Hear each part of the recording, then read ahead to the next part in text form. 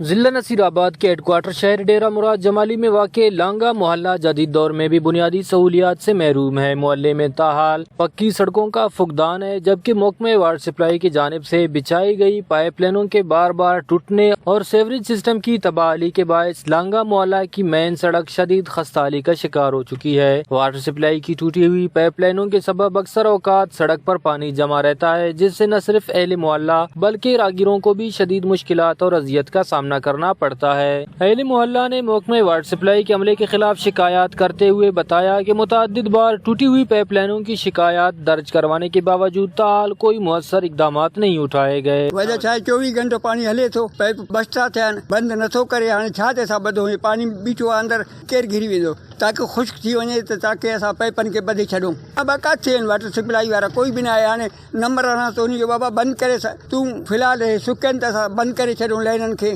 کھوٹرائی کرے کھڑے نٿو نمبر، ہاणे بند کرے ہیس پانی بیٹھو آ ڈاڑے کارے پانی بیٹھو آ۔ بس مشکلات یہ ہے کہ جو لائنن کے پانی جو ہے طریقے سے ہلائے، ہر کوئی پریشان ہے، سائیکل موٹر والا پریشان ہے، ہر کوئی پریشان ہے۔ اہل محلہ نے حکومت بلوچستان اور ضلعی انتظامیہ نذیر آباد سے مطالبہ کیا کہ لانگا محلہ میں فوری طور پر پکی سڑک کی تعمیر، واٹر سپلائی کی پائپ لائنوں کی مرمت اور سیوریج سسٹم کی بحالی کو یقینی بنایا جائے تاکہ عوام کو درپیش مسائل کا مستقل حل ممکن ہو سکے۔ کیمرہ مین معشوق رند کے ساتھ ریاض بلوچ، وش نیوز، نصیر آباد۔